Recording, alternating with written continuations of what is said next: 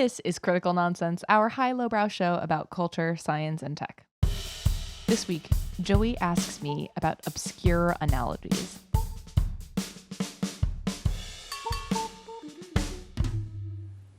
Woo! Won't you be my neighbor? This is what a Joey sounds like.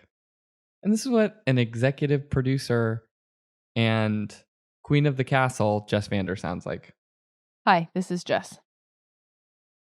I mean, I don't know how I feel positively about Mr. Rogers from my own childhood, but I feel like I thought Mr. Rogers was boring even when I was a kid.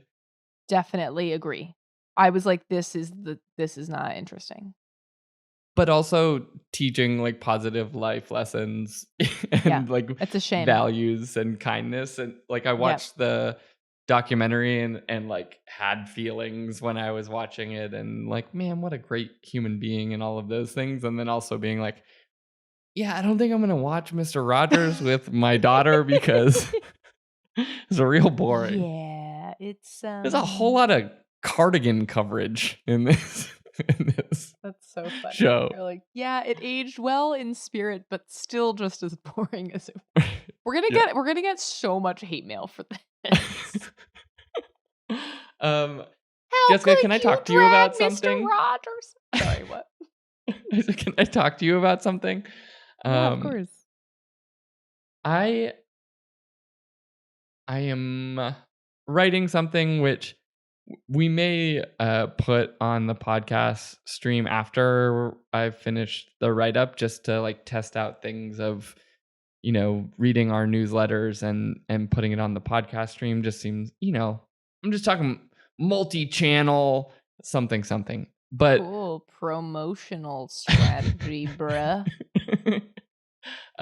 Joey's promotional corner. Yeah, but in writing this piece, I am confronting a thing that I've confronted in the past, but it's fresh in my mind, which is in coming up with analogies and trying to understand systems and how things work and finding a way for me to conceptualize things for myself. I often wind up turning to science as places where I'm oh, this is kind of like that, or this is kind of like this other thing. And right now, the piece that I'm writing, for whatever reason, selection theory, which is a theory within ecology, specifically population ecology, about different reproductive strategies based on different conditions and environments, came up. And I'm enjoying the piece. And also I'm man, I don't know if this is going to connect with people. Anyways, so you can tell that in Meta's approach to the metaverse, they've taken a K-type strategy by allowing for an idea to have longer gestation and higher parental investment in the innovate. I'm this works perfectly. This analogy works perfectly. We can learn things from it. It can sharpen our way of thinking about innovation. And I'm also should I have just talked about pop culture things of the R-type strategy is the way Chris Pratt takes roles, where he'll just do anything, including Pringles commercials. And the K-type strategy is the way that Daniel Day-Lewis does 3 roles a decade and fully invests himself into becoming Abraham Lincoln. And so my question for you, Jess, is it better to be a nerd with your analogies and attempt to be right, or is it better just to be relatable? I would wager this is falling into the fallacy that smart is boring. And I don't believe right? Because smart is not boring. I don't know if I've mentioned this on the show before, but Ryan had an interesting theory related to 2 television shows, The Big Bang Theory, a show that is objectively about nerds, and Community, a show that is objectively about maybe not smart people. But the way that he described it, because I was complaining, I was like, I hate the Big Bang Theory. That show grinds my gears. It's just like such such an inappropriate portrayal of smart people. And Ryan was like, yeah, that's because the Big Bang Theory is a show about smart people for dumb people. And Community is a show about dumb people for smart people. And this is obviously a gross exaggeration, a gross exaggeration. But what it did was it made me really think about like separating the subject matter from the sort of audience interest type way you think type thing, because those need not necessarily be the same. And I think Yeah. that's that's what TED Talks did, right? It took like deeply intricate concepts and it was like, let's just make this really fun and gripping to listen to.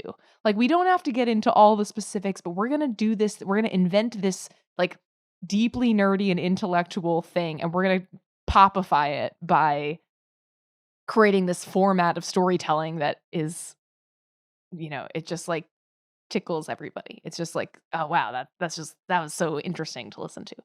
So I guess coming back to the question of, nerdy versus relatable and analogies, like I think I that's where I'm coming back to this idea that I don't know, maybe it's all in the style, and that if you've got a an analogy rooted in population ecology, like, yeah, go for that. Explain it so that it's easier to understand. And also, like, don't be shy to like, make some pop culture references to explain it. I don't know. ¿Por qué no los dos, Joey? Yeah, find you an article that can do both. I mean, yeah, that's I think like there is a certain amount of like phobia, maybe, like there is plenty like written or talked about of like math phobia, where people are like, I don't do math, right? Like, or like math Right, freaks you me just out. shut down. You just can't Yeah. process anything following the word math. It's like, nope. Yeah. And I think there's probably a lot of that within science too. And, for better or worse, like because I, was doing a bunch of science education in school, and I'm, I don't, the amount that I know but don't have a deep understanding of related to science is probably high, because like I enjoy thinking about it, but I'm not expert on probably any of it. But I encounter ideas and then I'm like, this is cool. Like there's like a joke with someone at the company at some point, basically like stop trying to make fetch happen with like strange attractors, where I was just like, well, it's many references at once. A Mean Yeah. Girls reference of character Gretchen Wieners trying to impress Queen Bee Regina George using the word fetch and trying to instill it into vernacular. And then Regina like claps her down and is like, no, stop trying to make fetch happen. And in this case, you were trying to make fetch happen by trying to make strange attractor happen, and other people Yes. were shooting it down. Great, we're caught up. Thank you. Yeah, we're caught up. We're on the same page. Yeah, like Alana's like, oh, great, strange attractors. We're talking about strange attractors again. I'm like, but it's the perfect metaphor. And everyone's like, physics, everywhere. like, yeah, like let's actually not talk about Lorentz attractors and whatever else, because this isn't gonna happen. And every once in a while, I'll just be like, actually, the most appropriate metaphor here is strange attractors. In chaotic systems like XYZ, yeah. Could it also be that you are experiencing that Baader Meinhof phenomenon, wherein you are seeing a thing that excited you in more places and seeing that analogy show up more often, when actually it's not that it is a bad analogy, but it is less effective than you think, because it actually is a source of cognitive bias? I mean, it could totally be a source of, like any analogy is like, how are you understanding a system? And you're gonna pull back to things that you have a lot of understanding in to relate it to a new concept, probably to be able to attach those concepts to something else in your head, right? Like any Right. ideas that have no connections to other ideas that you're already holding in your head are isolated and less likely to ever be able to be used, right? Exactly. And so that's where if you're trying to ask someone to understand a new thing via another new thing, you're actually asking them to learn two things rather than just, hey, actually, this new thing is less new than you thought. It's actually related to this thing you already know. Yeah. Branding. Boom. Branding. Boom. Yeah. And Sub I'm just brands. like, Boom. but in this particular instance, right, like R type strategies, K type strategies, selection theory is like actually quite relevant because it's about like how much are you investing in certain types of innovation and like how effective are those strategies as environmental conditions change. So it's like it's quite one to one. Like in this instance, I don't think I'm not doing the Baader Meinhof of cognitive bias, but what I am doing is introducing a concept that maybe requires someone to understand it because it may be new to them, just, if they'd never encountered the idea before. But I'm like, there's a lot we can learn from this strategy from another place and apply it to the ways in which we're thinking about and investing in developing new innovations in companies. But I'm definitely feeling like a little like, oh, am I nerding too hard right now? I wonder, Joey, if this is actually an instance where concatenation is the solution. A word that I first learned in Excel class, actually, which is a fancy word for just like linking stuff. But what's interesting about what you were just saying is like, actually, this analogy is not that far from things that are more familiar to people. And that's actually the thing that I'm wondering about wherein it maybe is okay if you're asking people to learn more than one thing, two things, three things, so long as they are concatenated together, starting with a thing that you know. So if it's like, but if you know this, then you know this, and this, and all of these other givens, and it all sort of like neatly lines up in a little ducky row. And so maybe that is the problem, Joey. It's not that you need to choose between nerdy and relatable. It's that you just need to link them in some way, starting with the relatable and pack as much nerd as you want. I mean, the question is going to get answered quickly on how well I did or did not concatenate these concepts, because it will go out into the world in a few weeks and people can decide how well it is concatenated. But yeah, I think I have like a sense of, because of people's like apprehension, like, oh, we're talking about physics or like we're talking about biology, like really, like, the sort of like eyes roll back into your head and rattle around. Sneak But it I'm up like, but on it's them, cool. Joey. But it's That's where you can cool. do that sneaky thing where it's like, haha, I scienced you. And you didn't even know it because I snuck it into the chain link when you least Yeah. expect it. Like now. Yeah. As soon as you like put the word like gestational in a sentence, so you're You like, just oh, roll it we back. lost you. Yeah. Yeah. The gestational period of the mixed reality approach to tech, like whatever. Yeah, I don't know. I think this is also just the like preference for precision at cost of or at cost of other things can also be a challenge. You're like, but it's really precise, and someone's like, yeah, I don't understand where you're coming from. You're talking to yourself in a corner somewhere.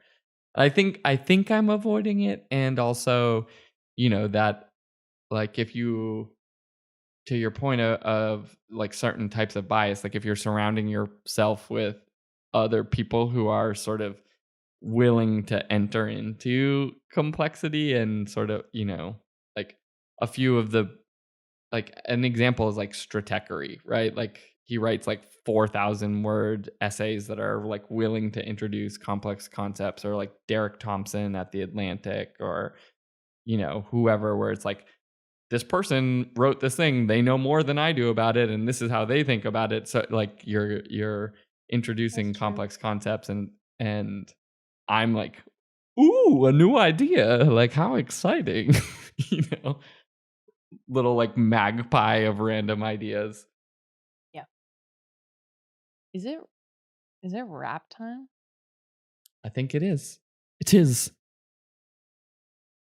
I like the idea that things that are complicated and smart don't need to be dumbed down. They just need to be paired with things that are incrementally linked to easier and easier things for a broader audience to understand.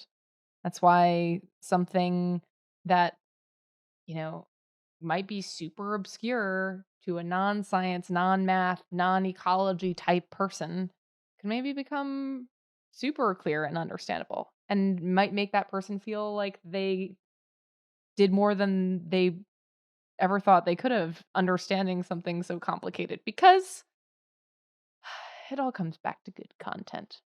Good luck writing this thing, Joey. We're excited to see it. We'll see. And what I'm not doing right now is asking you more questions that you brought up to my head in the wrap-up corner. I'm definitely not doing it.